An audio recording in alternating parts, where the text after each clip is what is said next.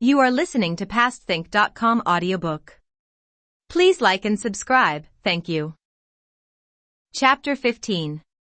Yongji in charge of the convoy of silver and gold, Wu Yong schemes how to get the birthday presents.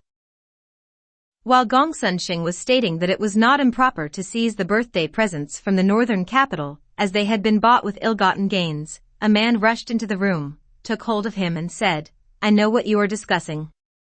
But how bold you are to talk about it." The man was Wu Yong.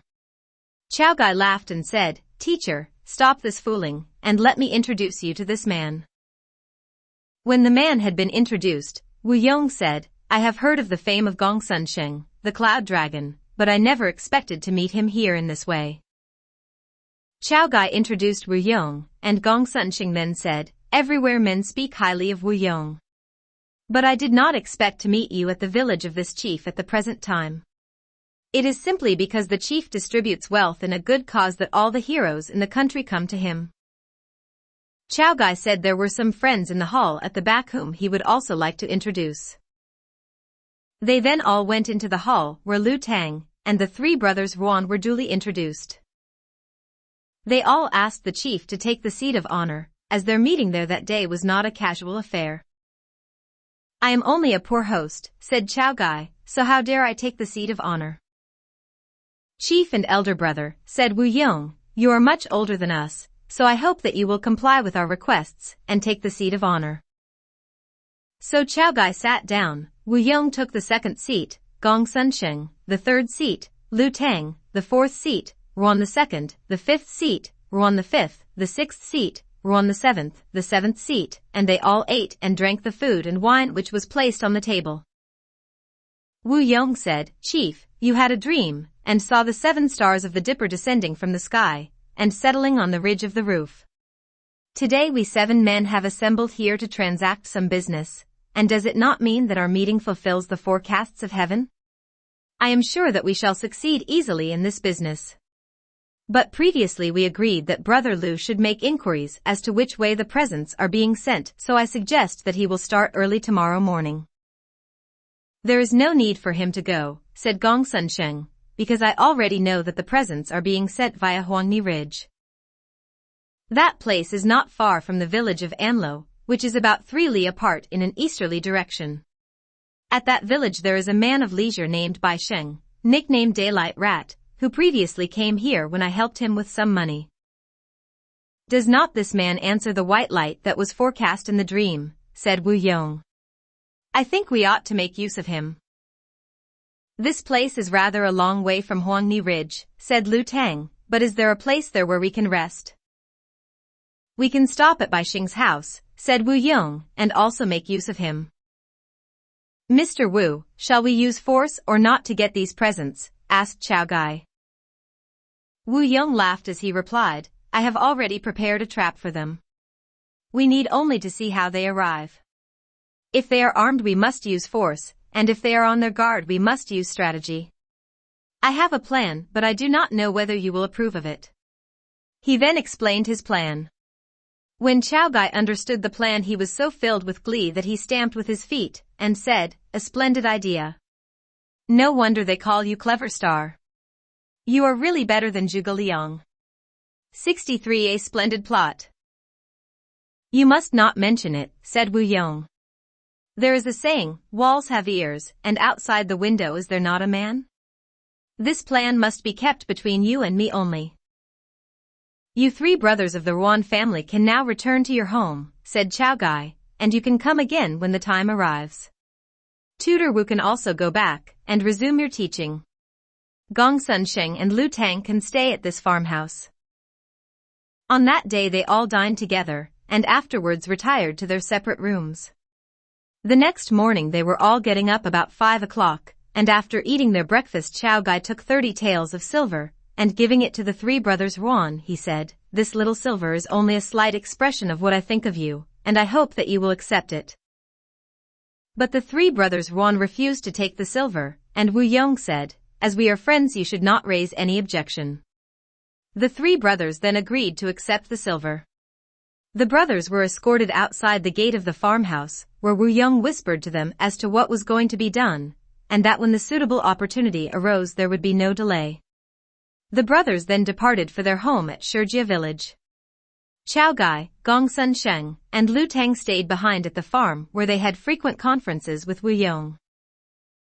Now we shall relate how Grand Secretary Liang, the northern capital, having purchased the birthday gifts for 100,000 strings of cash, selected a day on which to dispatch them. It happened that one day as he was sitting in the private apartments his wife Madame Liang asked him, "On what day are you thinking of dispatching the birthday presents?" Liang replied, "The presents are now all ready, and they will be dispatched either tomorrow or the day after. But there is one thing that I cannot decide." "What is that?" asked his wife. "This year I am unable to find a servant whom I can entrust with these valuables, and that is the difficulty." Madame Liang pointed to a man standing at the bottom of the steps to the hall, and said, "You have always said that that man was very strong, so why don't you give him the order for this work? I think that he will not make a mistake." Grand Secretary Liang saw that the man she was pointing to was Yang Ji, blue-faced brute. Although he had not made up his mind what to do, he summoned Yang Ji and said to him, "I have almost forgotten you. If you will escort some valuable birthday presents for me without mishap, I will see that you will be duly promoted." Yang Ji saluted with his folded hands and said, "If your excellency tell me to go I must obey you. But I do not know yet what arrangements have been made, and when you want me to start." Liang said, "I want to dispatch 10 carts from Daming Prefecture, in charge of 10 soldiers from my headquarters. On each cart there will be a yellow flag, with the inscription, 'Birthday presents for the Prime Minister.' I will also send a soldier for each cart to guard it.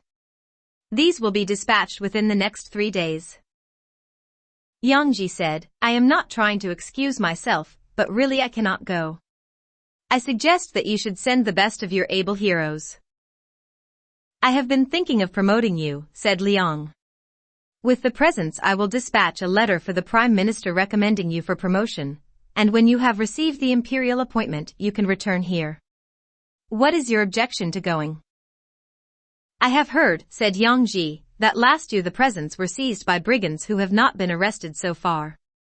This year there are more brigands about than last year. We shall have to go by road to the eastern capital, as there is no water route. The road is via Mount Zijin, Mount Lianglong, Mount Taohua, Mount Songhai, Huangni Ridge, Baisha Wharf, Yiyan Ferry, and Chisong Forest. But at all those places there are bandits, so that even a merchant with no valuables dare not travel there by himself. If the bandits get to know of the presents being sent they will certainly try to seize them. I do not want to lose my life just now, so I am afraid that I cannot go." "In that case," said Liang, "I will let you have more soldiers to accompany you."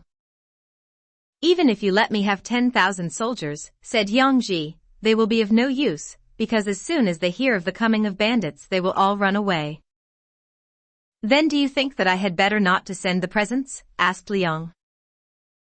"I will go if you will promise me one thing," replied Yang Ji. "Since I ask you to do this business," said Liang, "I of course have confidence in you. What promise do you want?"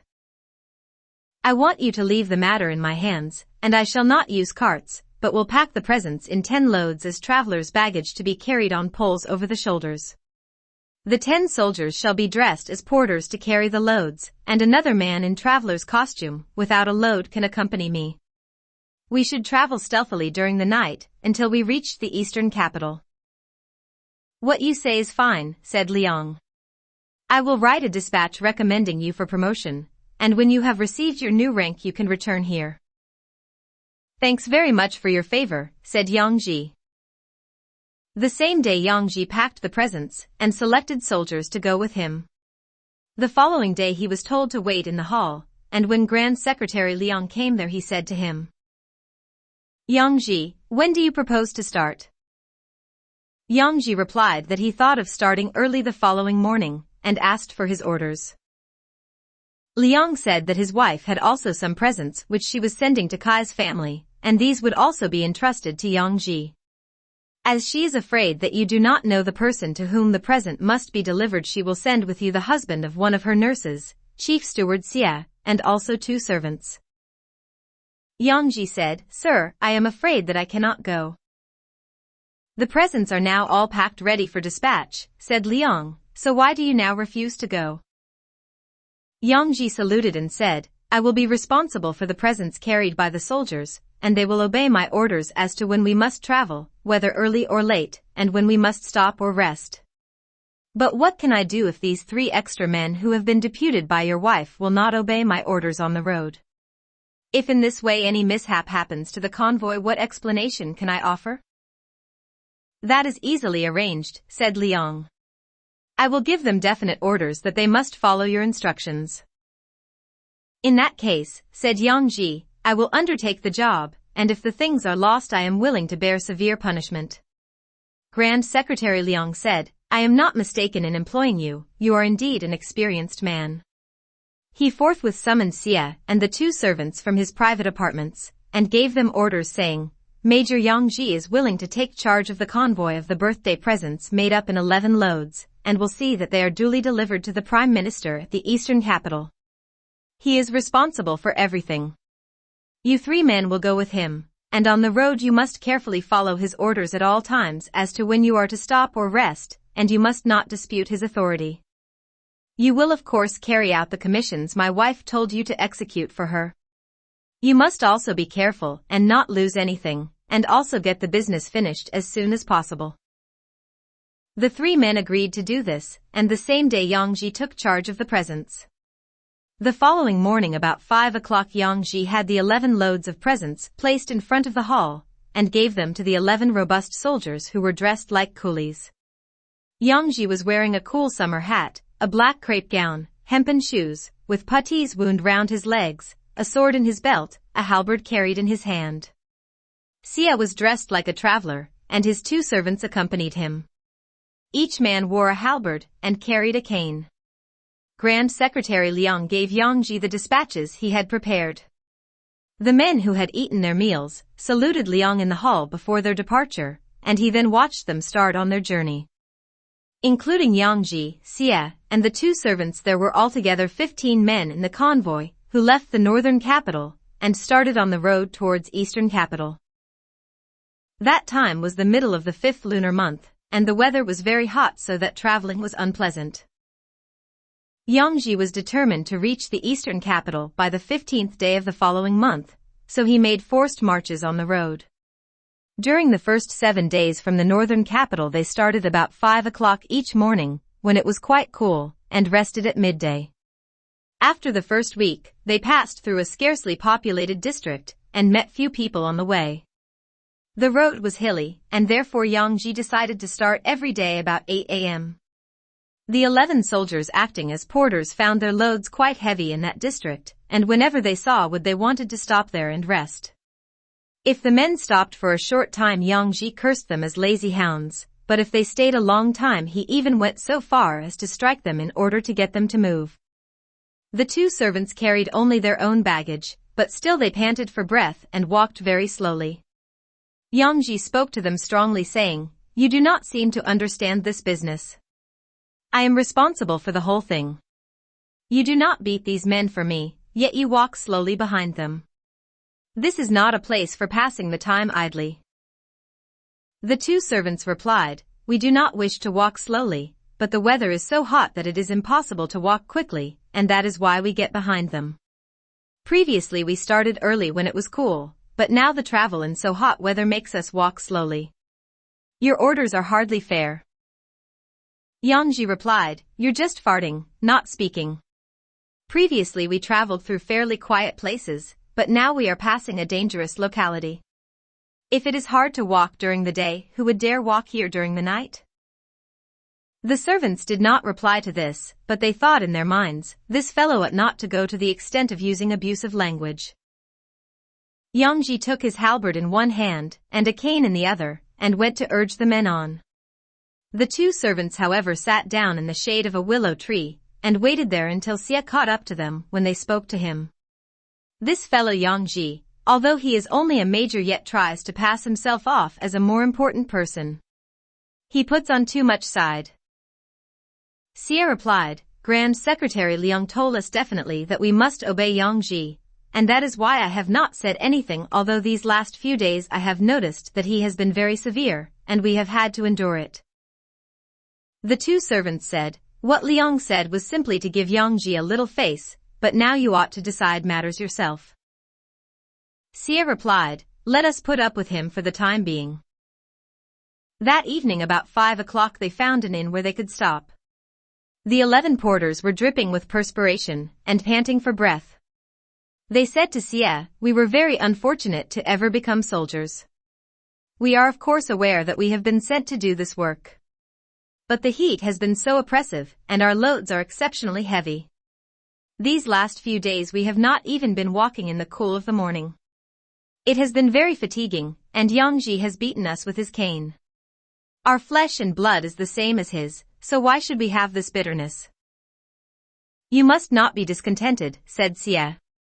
"When we reach Eastern capital I myself will give you a reward." "If he treat us as you do," said a soldier, "we should have no cause for complaint." They passed the night there, and before daybreak they all got up as they wanted to avail of the morning cool to start. Yangji hastily got up and shouted out, "Where are you going? Go to sleep again, and wait until I give you the order." The men said, "If we do not start when it is early, it will be so hot during the day that you will beat us with your cane." "What do you know about it?" asked Yangji. He seized his cane and was trying to strike them. The men restrained their anger and lay down to sleep. That day they got up about 8 a.m., slowly cooked their breakfast, and then started off. Again on the road Yangji used his cane, and would not allow the porters to rest where there was a cool place. The men muttered their discontent to themselves as they plodded along. The two servants frequently spoke to Xie about the matter. Xie listened to what they said, and in his heart he harbored disgust with Yangji. We need not describe in detail the journey, but after traveling like this for about a fortnight there was not a single man of the 14 who did not hate Yangji. On the 4th day of the 6th month, they got up as usual at 8 a.m., and prepared their breakfast in a leisurely manner. That morning there was not the smallest speck of cloud in the sky, the sun was glaringly bright, and it was exceedingly hot. There was only a very narrow footpath to follow, and it led through a lonely shaggy area among the mountains. After they had traveled about 7 li the porters felt tired, and wished to rest a while in the shade of some willow trees. But Yangji came up with his cane, and shouted at them, "Hurry up. I will give you a rest by and by." The porters looked at the sky, but could not see a cloud anywhere, and as the day was so hot they could not stand in the heat any longer. But Yangji continued to press them forward along the deserted footpath. It was almost noon, and the stones on the road were as hot as to burn their feet. They said, "It is very hot, and we shall be burnt to death." Yangji shouted, "Hurry up. When you get over this mountain ridge we will then discuss matters." The men continued on their way, and when they reached the summit of the hill they rushed to the shade of a pine forest to sleep. Yangji said, "What kind of a place is this to rest in? Get up at once." The men replied, "Even if you threatened to cut each of us up with your sword into 7 pieces, we could not go any further just now." Yangji belabored the men with his cane, and got a few to stand up, but the others all lay down to sleep. Yangji saw that it was impossible to do anything more. The two servants and Xie just then also reached the top of the pass, panting for breath, and they also lay down under the pine trees. Xie spoke to Yangji, "Major, it is too hot to walk any further just now. Do not beat the men any more." "You do not understand," said Yangji. "This is a place well known for bandits, and is called the Huangni Ridge. Even in time of peace they often committed their robberies in broad daylight. Now the times are so full of troubles, how can we stop here?" The two servants upon hearing this said, "We have heard you say that several times before, and you only frighten us with that." "Would it not be better," said Xie, "if you let these men rest now, and they can proceed on their way after noon has passed?" "You also do not understand," said Yangji. "How can we do that? In the next 3 li going down from this pass there are no houses. This is an awful place, so how dare we stop here?" I will rest here a while before I go on, said Xie. You tell the men to go forward, and not wait for me. If anyone does not go forward, said Yangji, I will give him 20 blows with my cane. The men cried out and expressed their disapproval of this. One of them said, Major, each of us is carrying a load of about 140 pounds, whereas you carry nothing. You are not treating us as human beings. If Grand Secretary Liang was in your place, he would willingly listen to what we say. You do not know the pain we have to bear. You are only trying to enforce your own order.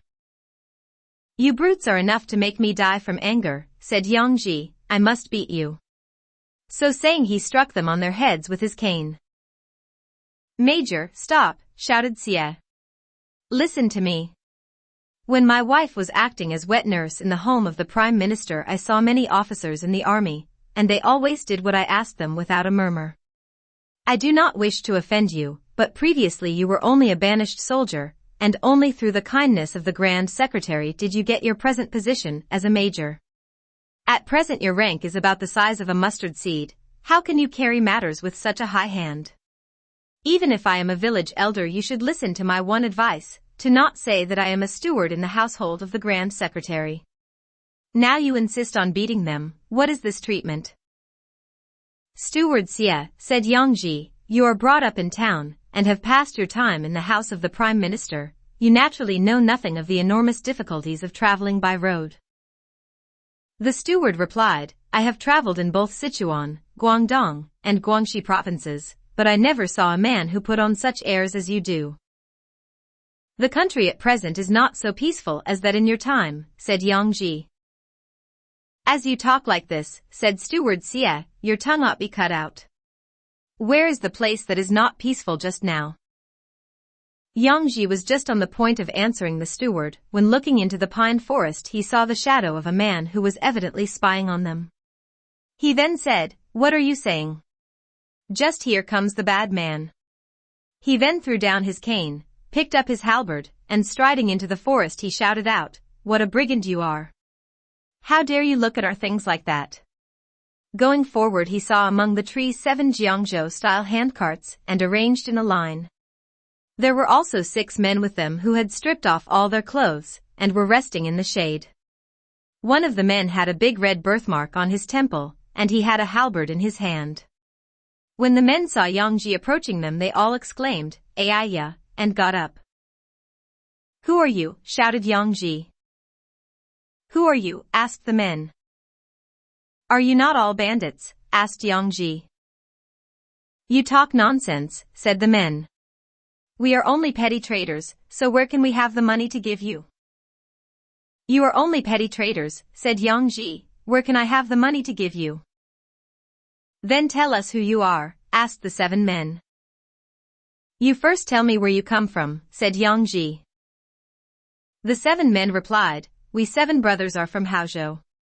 We are on our way to the eastern capital to sell our dates there, and happen to pass this way. We have heard many people say that at this Huangni ridge there are bandits who may attack us and seize our goods. But as we have only dates, and no other valuable goods, we came this way in spite of the warning. When we got to the top of this ridge we found the heat was so hot that we decided to have a little rest in the shade of these trees, and proceed further when it is a little cooler. While we were resting we heard you coming along, and as we were afraid that you might be bandits, we sent a man to see who you were. Then it appears, said Yangji, that you are travelers just like us. When I saw this man spying I was afraid that he was a bandit, and so I came forward to investigate matters. The 7 men then asked Yangji to partake of some of their dates, but Yangji declined the offer, and with his halberd in his hand went back to his own men. The steward Xie, who was resting under the trees, said, As there are bandits here we had better get along. At first, said Yangji, I also thought that they were bandits, but I have found out that they are only traders with some dates. If it had been as you said previously all our men would have been killed, said Xie, looking towards the men. We need not quarrel any more. The only thing that I am anxious about is our safety, said Yangji. You can now have a rest, and when it is cooler we will go on. All the men laughed upon hearing this. Yongji stuck his halberd in the ground, and then went and sat under a tree for a rest. In a very short time they saw a man approaching carrying a couple of buckets from a pole over his shoulder. As he reached the summit of the ridge he sang. The sun pours down its glowing heat, parching the growing corn. The farmer's heart melts in the glow.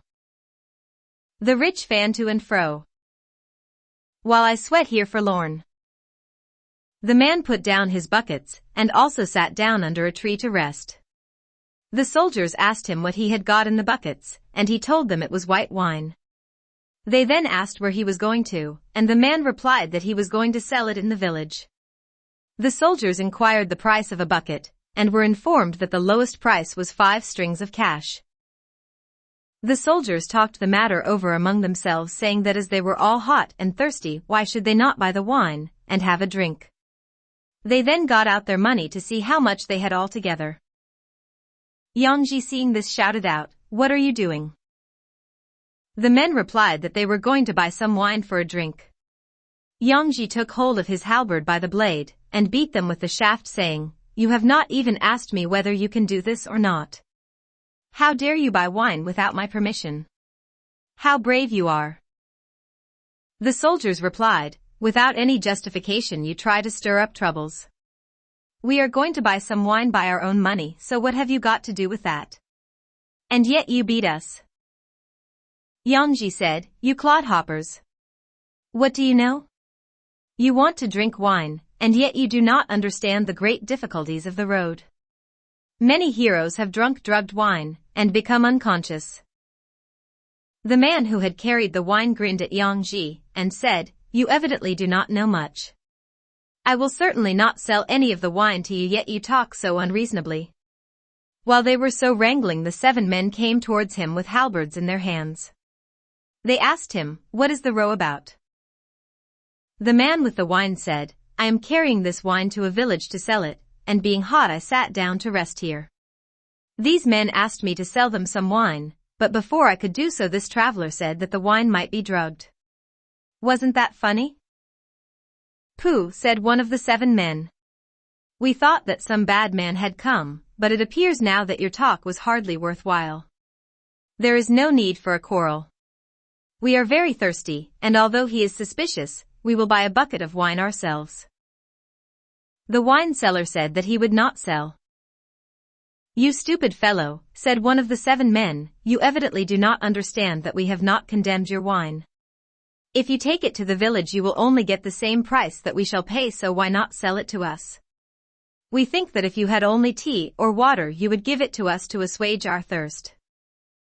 "I would not mind selling you a bucket of wine," said the wine seller, "if he had not said that it might be bad.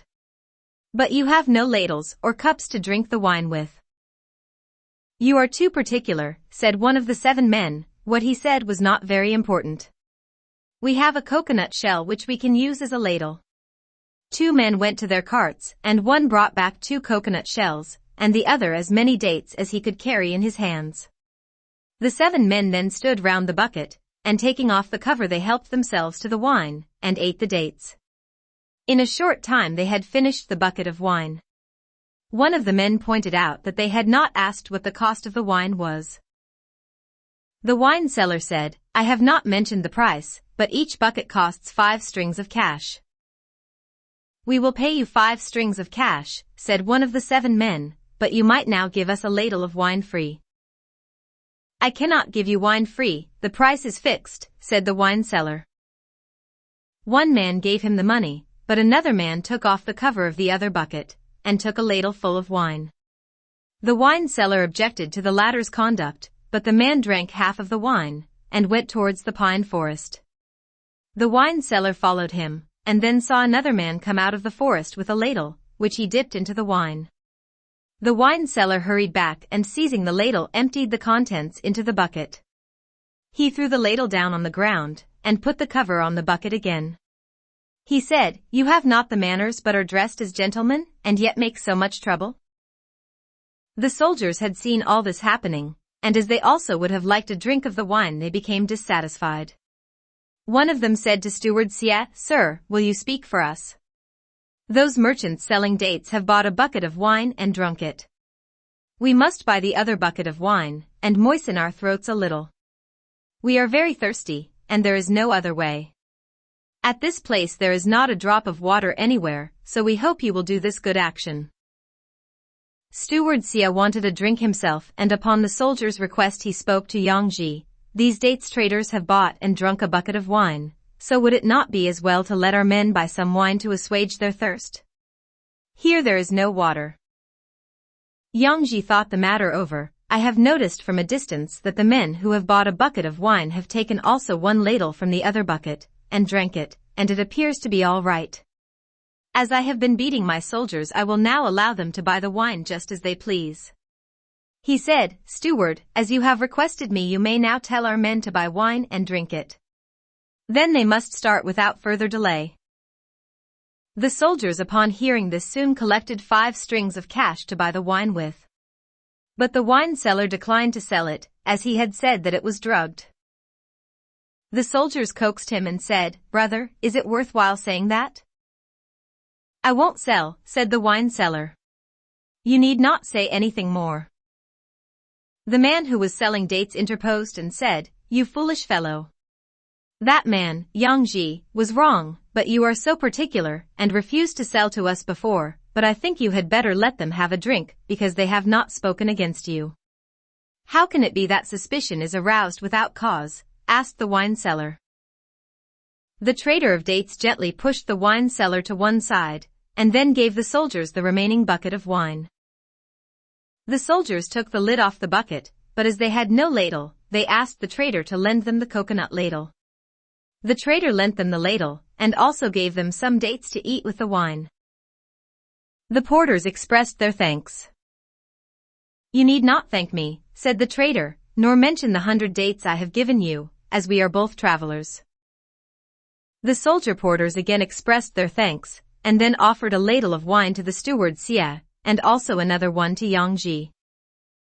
But Yang Ji would not drink the wine, so the 2 servants drank it. The soldier porters then all drank, and it was not long before the bucket was quite empty. Yang Ji saw that his men had no ill effects from drinking the wine, so as the day was so hot, and besides that he was very thirsty, he himself took and drank half a ladle of the wine, and also took some of the dates.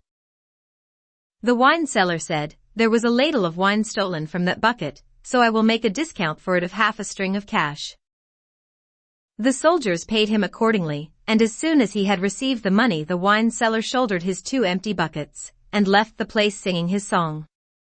The 7 traders of dates sitting under the pine trees pointed their fingers at the soldiers and said, They are now falling down. The soldiers, in fact, felt their heads heavy and their feet fight, and after looking at each other slyly had lain down. The 7 traders left the shade of the pine trees, and unloaded their carts of the dates, and then reloaded them with the valuable presents, and covered the loads. They then went straight down the Huangni Ridge, making a loud noise on their way. Yang Ji saw this happen, but although he struggled to get up, he could not do so as his body was so weak. He fully realized the bitterness of his position. Also the 15 men stared at these proceedings, but they were equally helpless. Now I want to ask you who those 7 men were. They were none other than Chao Gai, Wu Yong, Gong Sun Sheng, Lu Tang, and the brothers Ruan.